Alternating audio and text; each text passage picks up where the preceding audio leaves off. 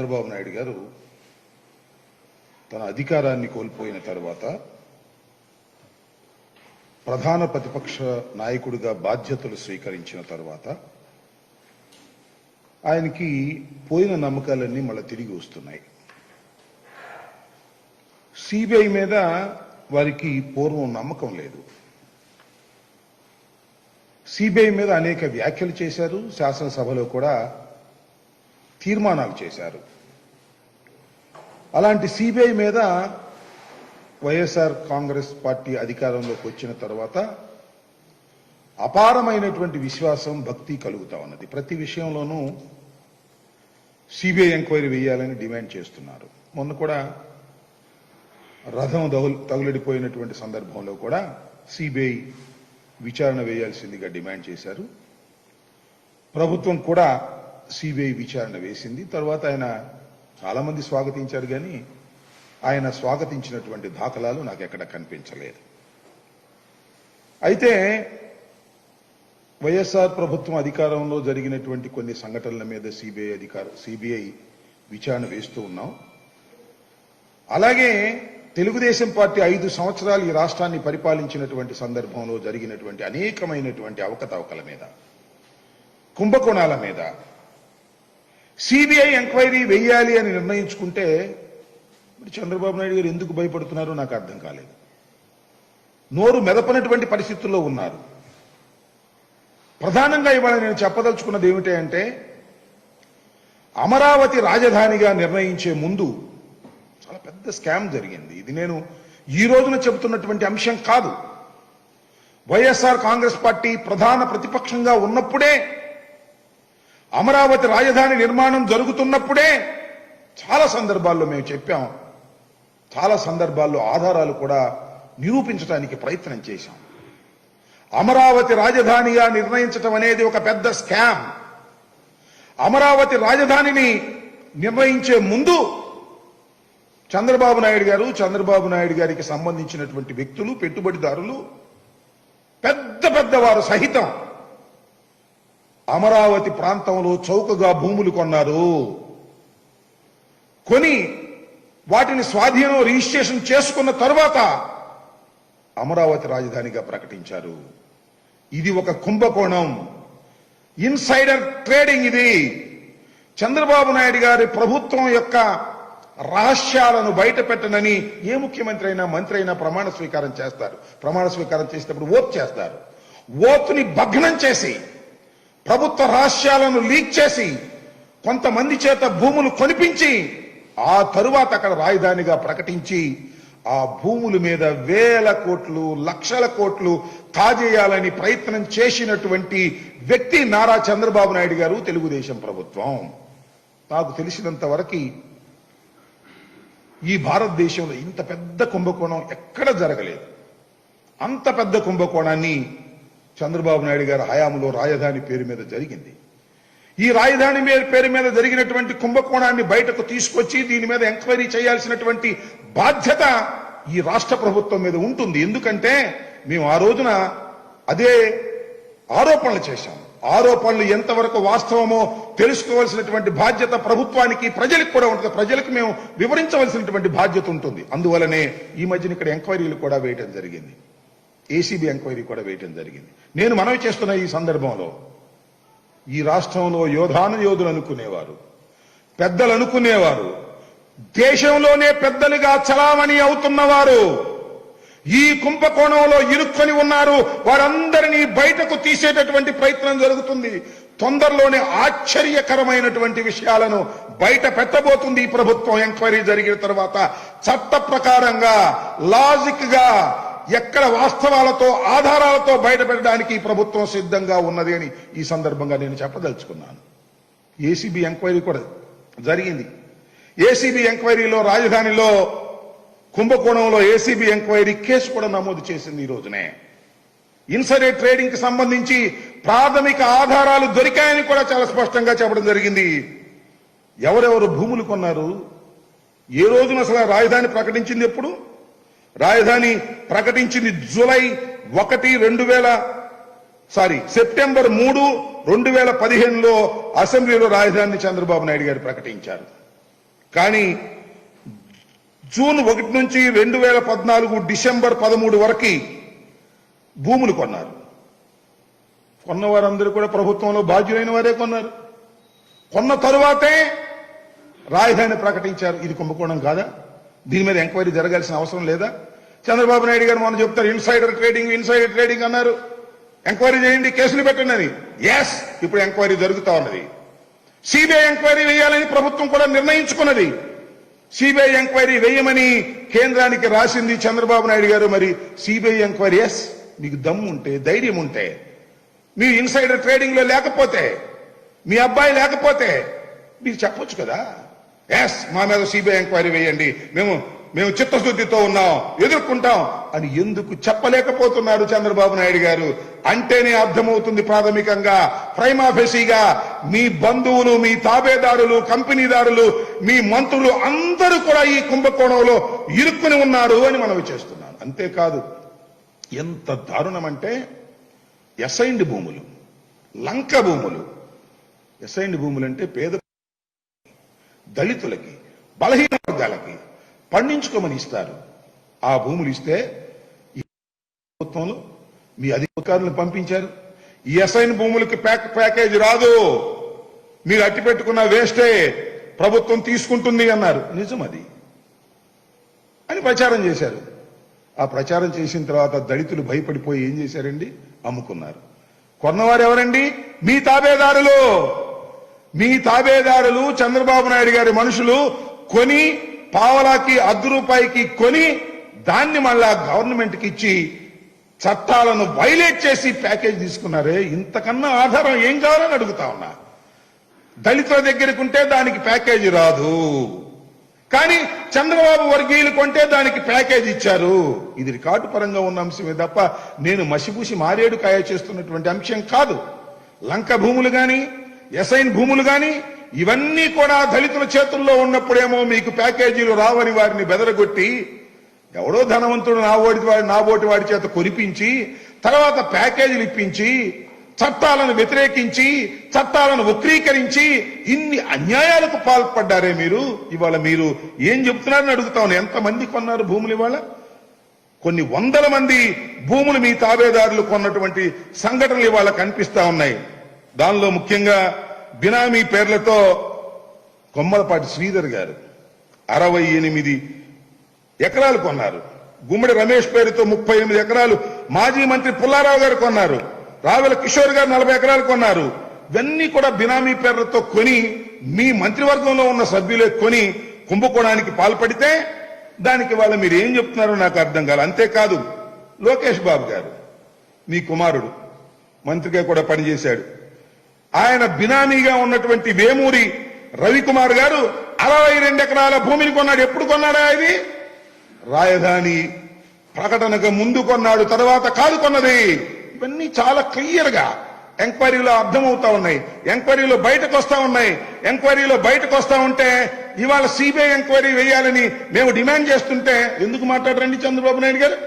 పద్దానికి CBI enquiry కావాలని ఘీంకరించేటటువంటి మీరు, హఠాత్తుగా సిబిఐ ఎంక్వైరీ మీద మీకు విశ్వాసం పెరిగిపోయినటువంటి మీరు అధికారంలో ఉన్నప్పుడు జరిగినటువంటి ఈ పెద్ద స్కామ్లో సిబిఐ ఎంక్వైరీకి ఎందుకు మీరు ముందుకు రాకుండా పారిపోతున్నారో సమాధానం చెప్పవలసినటువంటి అవసరం ఉందని కూడా ఈ సందర్భంగా నేను చెప్పదలుచుకున్నాను. అంతేకాదు, ఇవాళ అమరావతి రాజధాని కన్నా ముందు బినామీ పేర్లతో సుమారుగా 4069 ఎకరాల 94 సెంట్ల భూమిని కొనుగోలు చేసి పెద్ద కుంభకోణానికి పాల్పడినటువంటి పరిస్థితి కనిపిస్తా ఉన్నది. కాబట్టి దీని మీద మేము చెప్తూ ఉన్నాం.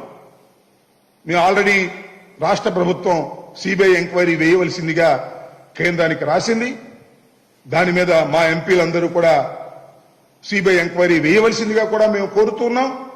మా ఎంపీలు కూడా ఒత్తిడి చేస్తున్నారు. దీనితో పాటు మీకు చిత్తశుద్ధి ఉంటే ఎస్ మేము కూడా సిబిఐ ఎంక్వైరీకి రెడీ అని చంద్రబాబు గారు చెప్పాలని ఈ సందర్భంగా నేను కోరుతూ ఉన్నా. అంతేకాదు, ఇదిలా ఉంటే ఎన్ని స్కాములు అండి చంద్రబాబు నాయుడు గారి టైంలో వాళ్ళ అబ్బాయి ఆయన చేసినటువంటి స్కాములు. రాజధానిలో ఇలాంటి గొప్ప స్కాములు ఎన్నో చేశారు. అవి కాకుండా ఫైబర్ గ్రిడ్ స్కామ్, ఇది చిన్న స్కామ్ కాదు. ఫైబర్ గ్రిడ్ అనేదాన్ని ఒకదాన్ని తీసుకొచ్చారు. టెలివిజన్ సంబంధించి అన్ని ఇళ్లకి కూడా మేము ఇస్తాము, టెలిఫోన్ ఇస్తాము, ఇంటర్నెట్ ఇస్తాము, టీవీ ఇస్తాము, చౌకగా ఇస్తాము. This is central government scheme. దీనిలో తనకు కావాల్సిన వాళ్ళకి టెండర్ ఇచ్చారు. ఎలా ఇచ్చారు?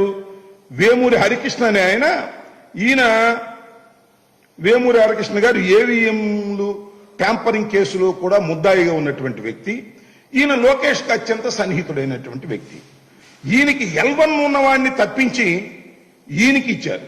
అంటే L1 కన్నా కూడా L2నో L3 గానో ఉన్నటువంటి ఆయనకి ఇచ్చి, పైగా 907.94 కోట్ల రూపాయలు విలువైనటువంటి అంచనా వ్యయాన్ని 1410 కోట్లకు పెంచి భారత్ బ్యాండ్ నెట్వర్క్ లిమిటెడ్ వారి నిర్ధారించిన దానికన్నా కూడా 558 కోట్ల ఎక్స్ట్రా ఇచ్చి ఈ వేమూరి హరికృష్ణ గారికి ఇచ్చారు. ఎందుకు ఇచ్చారా అంటే ఇది లోకేష్ గారికి వాటా ఉన్నది. ఇదంతా లోకేష్ గారి బినామీ. అలాంటి వ్యక్తులకు ఇచ్చి దీనిలో 2000 కోట్ల రూపాయలు కాజేసినటువంటి సందర్భం ఇది. ప్రజల సొమ్ముని, కేంద్ర ప్రభుత్వం ఇచ్చినటువంటి సొమ్ముని 2000 కోట్ల రూపాయలు కాజేసి ఈ ఫైబర్ గ్రిడ్ లో అన్యాయంగా, అక్రమంగా ఇవాళ ఫైబర్ గ్రిడ్ సరిగా పనిచేయనటువంటి పరిస్థితి ఏర్పడతా ఉన్నది. ఈ రకంగా దోచుకునేటటువంటి కార్యక్రమం చేసినటువంటి చంద్రబాబు నాయుడు గారు నేను మనవి చేస్తున్నా. రాజధాని విషయం మీద, అదేవిధంగా ఈ ఫైబర్ గ్రిడ్ విషయం మీద కేంద్ర ప్రభుత్వాన్ని మేము ఆల్రెడీ కోరాం. తక్షణమే సిబిఐ ఎంక్వైరీ వేసి దీనిలో లోకేష్ బాబు, చంద్రబాబు నాయుడు గారికి ఉన్నటువంటి లావాదేవీలన్నీ కూడా బయటపెట్టే కార్యక్రమంలో ఖచ్చితంగా సిబిఐ ఎంక్వైరీ వేస్తే బయటపడుతుందని మేము చాలా స్పష్టంగా గవర్నమెంట్ నుంచి కూడా రాయడం జరిగింది. నేను ఇప్పుడు మనవి చేస్తున్న భారతీయ జనతా పార్టీకి కూడా ఈ సందర్భంగా నేను మనవి చేస్తున్నా.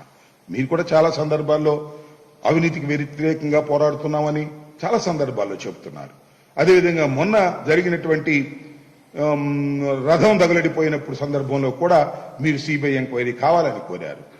వైఎస్ఆర్ కాంగ్రెస్ పార్టీ అధికారంలో ఉంది కాబట్టి సిబిఐ ఎంక్వైరీ చిత్తశుద్ధితో వేయటం కూడా జరిగింది. ఇవాళ నేను మిమ్మల్ని రిక్వెస్ట్ చేస్తా ఉన్నా, చంద్రబాబు నాయుడు గారు చేసినటువంటి అన్యాయాలకి, అక్రమాలకి, ఘోరాలకి వేల లక్షల కోట్ల రూపాయలు బినామీల పేరుతో కొని కాజేసేదానికి కూడా తక్షణమే సిబిఐ ఎంక్వైరీ వేయవలసిందిగా మేము డిమాండ్ చేస్తున్నాం. దాన్ని కూడా మీరు సపోర్ట్ చేయండి. మీ చిత్తశుద్ధిని దీనిలో బయట పెట్టేటటువంటి కార్యక్రమం చేయవలసిందిగా కూడా ఈ సందర్భంగా నేను చెప్తూ ఉన్నా. అంతేకాదు, రాజధానిలో ఏమండి ఇవాళ చంద్రబాబు నాయుడు గారు ఎక్కడుంటున్నారు అంటే ఇప్పుడు ఉంటలేదు. ఆయన బహుశా హైదరాబాద్ ఆయన ఇంట్లోనే ఉన్నాడు. వస్తే మాత్రం ఇక్కడ ఉండేది లింగంనేని గెస్ట్ హౌస్ లో ఉంటాడు. లింగంనేని వాళ్ళు ఎన్ని భూములు కొన్నారండి? వాళ్ళందరికీ సహాయం చేయలేదండి నువ్వు? అక్రమంగా సహాయం అంటే వేరే విధంగా కాదు, చట్టాలను మార్చి సహాయం చేసే కార్యక్రమం, బౌండరీలను మార్చేటటువంటి కార్యక్రమం లింగంనేని వారికి చేశారు కాబట్టి ఆ గెస్ట్ హౌస్ నీకు ఇచ్చారు. కొన్నాళ్ళు ఆ గెస్ట్ హౌస్ నాదేనన్నావు, తర్వాత నాది కాదు వాళ్ళదేనన్నావు, అద్దెదన్నావు. ఇలాంటి ట్విస్టులన్నీ కూడా చేసినటువంటి వ్యక్తి చంద్రబాబు నాయుడు గారు. రాజధానిలో పెద్ద స్కామ్ జరుగుతా ఉన్నది. అదేమంటే చంద్రబాబు నాయుడు గారు అంటారు కేంద్రం జోక్యం చేసుకోవాలి, రాజధానిలో కేంద్రం జోక్యం చేసుకోవాలంట. అయ్యా వాళ్ళు చెప్తా ఉన్నారు, అయ్యా కేంద్రం రాజధానికి ఏమీ సంబంధం లేదు, ఇది రాష్ట్ర ప్రభుత్వం ఆధీనంలో ఉండేటటువంటి అంశం, రాష్ట్ర ప్రభుత్వానిదే నిర్ణయం, మాది కాదు, రాజధాని ఎక్కడ పెట్టుకోవాలనేది ఆయా రాష్ట్రాలే నిర్ణయించుకుంటాయని అఫిడవిట్ మీద అఫిడవిట్లు వేసి కోర్టుల్లో డైరెక్ట్ గా వాళ్ళు చెబుతా ఉంటే కాదు కేంద్రమే దీనిలో ఇంటర్ఫీర్ కావాలి. ఏ రాజధాని అంటే ఒక రాజధానే. అయ్యా ఏ రాజధాని అంటే ఒక రాజధాని కాదయ్యా, ఇన్ని రాజధాని పెట్టుకోవచ్చు అని కేంద్ర ప్రభుత్వం చాలా స్పష్టంగా అఫిడవిట్లో కోర్టుల్లో దాఖలు చేస్తా ఉంటే చంద్రబాబు నాయుడు గారు కేంద్రం జోక్యం చేసుకోవాలంటున్నారు కానీ సిబిఐ ఎంక్వైరీ అనేటప్పుడు మాత్రం మాట్లాడడం లేదు. కేంద్రం చేతిలో ఉన్నటువంటి సిబిఐ ఎంక్వైరీ జరగవలసినటువంటి అవసరం ఉన్నది. ఈ కుంభకోణాల మీద చంద్రబాబు నాయుడు గారు, అదేవిధంగా లోకేష్ బాబు గారు అధికారంలో ఉన్నప్పుడు వేల లక్షల కోట్లు కాజేసినటువంటి స్కాములన్నీ కూడా సిబిఐ ద్వారానే బయటపడేటువంటి అవకాశం ఉంటుంది. మేము కూడా చేయగలం. ఇవాళ ఏసీబీ కూడా కేసులు నమోదు చేసింది. కానీ ఇది ఏసీబీ, ఇది రాష్ట్ర ప్రభుత్వం, సిబిఐ అయితే బాగుంటుందని చాలా సందర్భాల్లో చెప్తున్నారు. కాబట్టి దీని మీద సిబిఐ ఎంక్వైరీ జరగవలసినటువంటి అవసరం ఉన్నది. నేను ఇంకోటి చెప్తా ఉన్నా, చంద్రబాబు నాయుడు గారు మీకు గాని మీ పార్టీకి గాని చిత్తశుద్ధి ఉంటే 24 గంటల్లో సమాధానం చెప్పండి. ఎస్, మేము సిద్ధంగా ఉన్నాం సిబిఐ ఎంక్వైరీకి, మేము ధైర్యవంతులం, మేము ఏ స్కాము చేయలేదు అని 24 గంటల్లో సిబిఐ ఎంక్వైరీ వెయ్యండి అని మీరు చెబితే మీరు దోషులు కానట్టు లెక్క నైతికంగా చెప్పలేకపోయారా? మీరే దోషులు. మీరే రాజధాని కుంభకోణంలో 1000 కోట్లు కాజేసినటువంటి బడా దొంగలు. నేను చెప్తా ఉన్నా, ఒక్క చంద్రబాబే కాదు, ఈ దేశంలో అనేక మంది ప్రముఖులు దొంగలుగా రేపు తేలబోతున్నారు. ఈ వాస్తవాన్ని ప్రజలు గమనించాలి, గమనిస్తారని కూడా ఈ సందర్భంగా నేను చెప్పదలుచుకున్నా. ఇంకా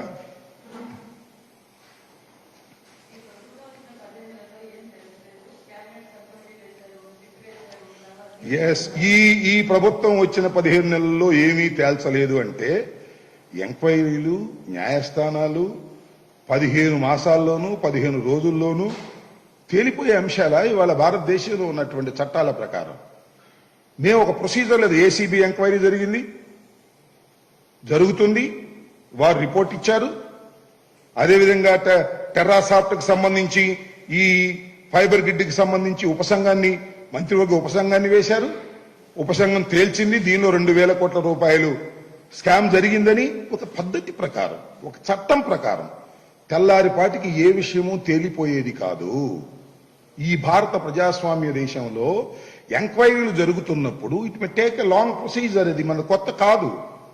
కేసులు ఇవన్నీ చాలా సుదీర్ఘకాలం జరుగుతోంది. 15 మాసాల్లో ఏమీ తేల్చలేదు కాబట్టి ఆయన నిర్దోషి అని చెప్పదలుచుకున్నారా?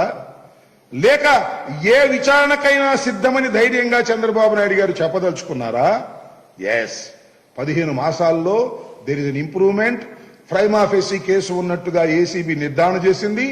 అదేవిధంగా మంత్రివర్గ సబ్ కమిటీ కూడా దీనిలో 2000 కోట్ల రూపాయలు కాజేశారు అనేది కూడా చాలా స్పష్టంగా చెప్పడం జరిగింది. Enquiry is going on, it may take time. Logical end తప్పనిసరిగా జరుగుతుంది. దీనిలో వాస్తవాలు బయటకు వస్తాయి, దోషులు శిక్షించబడతారు. అవసరమైతే దోషులు 7 చువ్వలు లెక్క పెట్టవలసినటువంటి అవసరం కూడా వస్తుంది. అది పరిణామ క్రమాల ద్వారా స్టెప్ బై స్టెప్ జరుగుతుంది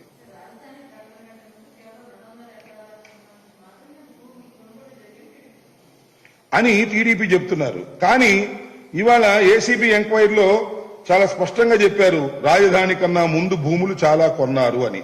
రాజధాని ప్రకటనకు ముందే దాదాపు 4075 ఎకరాల కొనుగోలు. ఇది నేను చెబుతున్నటువంటి అంశం కాదు, ఏసీబీ చెబుతున్నటువంటి అంశం. ఏసీబీ ఆఫ్టర్ థరో ఎంక్వైరీ చెబుతున్నటువంటి అంశం. ఏం చెప్పారంటే రాజధాని ప్రకటనకు ముందే 4075 ఎకరాలు బినామీ పేర్లతోనూ సొంత పేర్లతోనూ తెలుగుదేశం నాయకులు, పెద్ద పెద్ద బడా భూస్వాములు, చంద్రబాబు నాయుడు గారి తాబేదారులు అక్కడ 4075 ఎకరాలు కొన్నారు అని చాలా స్పష్టంగా ఏసీబీ చెబుతున్నటువంటి అంశం. ఆధారాలతో. ఆధారాలు లేకుండా ఏసీబీ చెప్పేస్తుందా? ఇవన్నీ సిబిఐ ఎంక్వైరీలు వేస్తే ఇంకా క్లారిటీ వస్తుంది, న్యాయస్థానానికి వెళ్తే ఇంకా క్లారిటీ వస్తుంది. కాబట్టి అమరావతి అనేది చంద్రబాబు నాయుడు గారు సృష్టించినటువంటి పెద్ద స్కామ్. దానిలో లక్షల కోట్లు దోచుకోవడానికి ప్రయత్నం చేస్తున్నారు. అందువలనే ఇవాళ అమరావతి మారిస్తే 2 లక్షల కోట్లు నష్టం జరిగిద్దంట రైతులకి ఏమీ నష్టం జరగదు, వారి భూములు వారికే ఉంటాయి. రైతులు కాదు, రైతుల పేరుతో రైతుల దగ్గర అసైన్ భూములు, లంక భూములు చౌకగా కొట్టేసినటువంటి తెలుగుదేశం నాయకులకు 2 లక్షల కోట్లు వస్తాయని ఆశపడ్డారు. అవన్నీ కూడా నష్టం జరుగుతాయి. అందుకని తాపత్రయపడుతున్నారు తప్ప ఇది పూర్తిగా పచ్చి కుంభకోణం. ఈ కుంభకోణం బయటకు రావలసిందే. దీనిలో ఉన్నటువంటి పెద్దలందరూ కూడా బయటకి నిర్దోషులుగా వచ్చిన రోజును చూద్దాం, దోషులుగా ఇవాళ నిలబడక తప్పదు. ఇంకా హైకోర్టు నిన్న పోలీసు వ్యవస్థ మీద, డీజీపీ గారి మీద కామెంట్ చేసిన విషయాన్ని కూడా నేను చూసి చాలా దురదృష్టకరమైనటువంటి కామెంట్స్, చాలా దురదృష్టంగా నేను భావిస్తున్నాను. హైకోర్టు వారు కామెంట్ చేయడాన్ని తప్పుపట్టలేం, కానీ ఒక దురదృష్టకరమైనటువంటి కామెంట్గా నేను భావిస్తాను.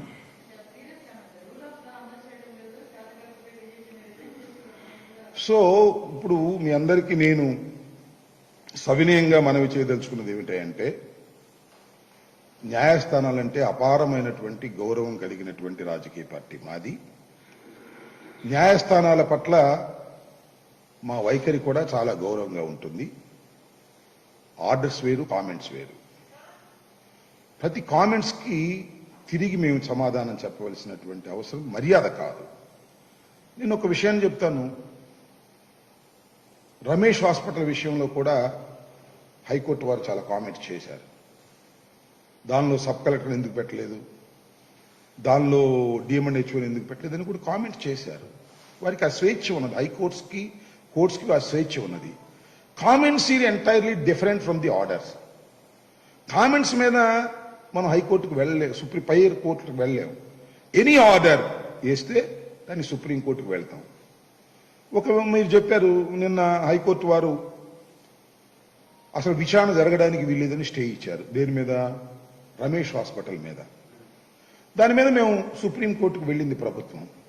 విచారణ ఆపవలసిన అవసరం లేదని వారు చెప్పారు. కామెంట్స్ మీద మనం వెళ్ళలేం. కామెంట్స్ బెంచ్ మీద చేస్తారు. విఘ్నులైనటువంటి న్యాయ నిపుణులు కామెంట్స్ చేస్తారు. ఆ కామెంట్స్ దురదృష్టకరమైన కామెంట్స్ గానే భావిస్తాను తప్ప ఆ కామెంట్స్ మీద తిరిగి కామెంట్స్ చేయటం రాజకీయంగా ధర్మం కాదు. ప్రజాస్వామ్యంలో న్యాయస్థానాలకు ఒక ప్రత్యేకమైనటువంటి గౌరవం ఉన్నది. వాటిని గౌరవించవలసినటువంటి బాధ్యత ఉన్నది. కాబట్టి ఎనీ ఆర్డర్ వస్తే ఆర్డర్ మీద సుప్రీంకోర్టుకు వెళ్తాం.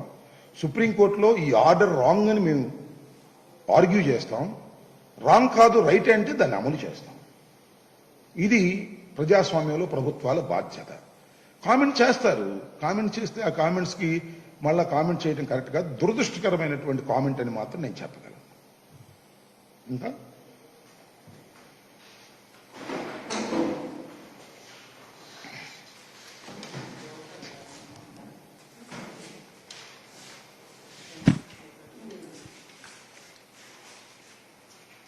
దేని గురించి